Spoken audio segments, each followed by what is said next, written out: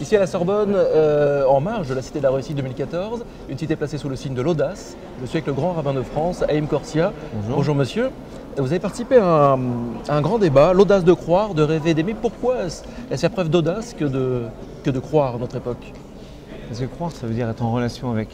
Et notre époque prône l'individualisme, la solitude pratiquement. Enfin, solitude d'ailleurs est un travers de cette société, mais prône la capacité à dépendre de personne. Donc à être seul, à être indépendant, autonome. C'est dangereux. Et croire, ça veut dire s'appuyer sur quelqu'un. Ça peut être Dieu, ça peut être un autre, ça peut être son conjoint, ça peut être la société. C'est en fait espérer que, n'étant pas seul, mon secours viendra de l'extérieur. C'est le début d'un très beau psaume. Mon secours me viendra de l'Éternel qui crée le ciel et la terre.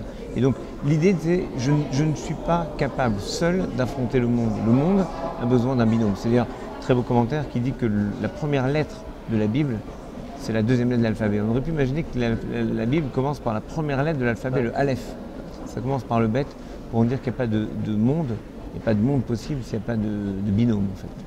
Vous avez fait une référence qui a été beaucoup tweetée, une référence durant le débat. Alors une référence qui n'a rien à voir avec la Bible ou la Torah, c'est une référence à tout simplement Brigitte Bardot, à Je n'ai peur de personne.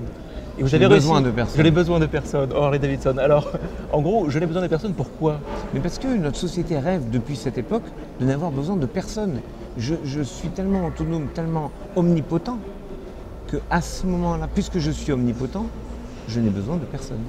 Et nous, on vient rappeler que le monde ne peut pas fonctionner si on ne s'appuie pas sur quelqu'un. Un autre, si on n'attend pas que Dieu nous élève. Cette notion de transcendance, c'est-à-dire sortir de nous. Donc si quelqu'un est persuadé de n'avoir besoin de personne, alors qu'est-ce qu'il fait dans le monde? Puisqu'il n'a besoin de personne, il est que dans l'omnipotence, à savoir donner aux autres. C'est une forme d'omnipotence, je n'ai qu'à donner. Voilà pourquoi je pense qu'il y a beaucoup plus de grandeur à recevoir qu'à donner. Recevoir, c'est dire je dépends de quelqu'un. Donner, c'est dire je ne dépends de personne et moi je peux tout. Donc en fait, c'est une forme d'idolâtrie. Et je crois que l'audace, c'est oser reconnaître que j'ai besoin de quelqu'un. Alors comment on fait pour rassurer les gens, ceux qui disent avoir peur des autres? Parce que finalement, est-ce qu'on a réellement... Ceux qui ont peur des autres s'enferment sur eux, même. Ouais. Qu'est-ce qu'ils font? Ils se limitent encore plus dans les rapports humains. On a des gens aujourd'hui, il faut savoir, des personnes âgées qui ne parlent pas, vous l'entendez bien, qui ne parlent pas plus de 5 fois par mois. Et je parle en comptant quand ils vont acheter le pain, etc. Ça ne sort pas de chez eux. Ils sont complètement enfermés, d'où l'importance des services sociaux, d'où l'importance du service de proximité. Vous vous rendez compte qu'en France, on a fait des publicités l'été dernier pour dire aux gens, si vous avez des personnes âgées à côté de chez vous, allez les voir, donnez-leur à boire. Il y a eu 15 000 morts pendant la canicule en France, 0 mort avec la même chaleur en Italie. Donc ça veut dire que culturellement, on s'enferme sur soi en France. Et il faut absolument qu'on casse cet enfermement, qu'on casse cet isolement qui est à la fois un travers de notre société, mais en même temps une sorte d'apogée. Je n'ai besoin de personne. Mais c'est pas vrai. On a besoin de tout le monde, on a besoin de quelqu'un. La plus grande preuve d'amour, c'est quoi? C'est quand vous dites à quelqu'un j'ai besoin de toi. Mais pour dire à quelqu'un j'ai besoin de toi, il faut l'aimer profondément. Parce que c'est une faiblesse dans notre société aujourd'hui d'accepter de dire j'ai besoin de toi.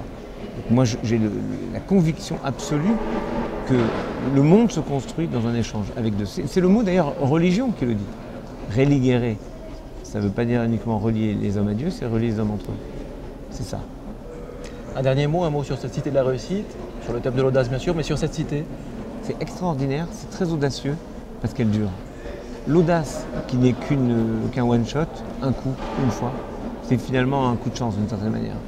L'audace qui se réinvente chaque année et qui trouve le moyen de perdurer 25 ans, c'est une façon de dire il y a besoin à un moment de mettre en ébullition les intelligences, de mettre une sorte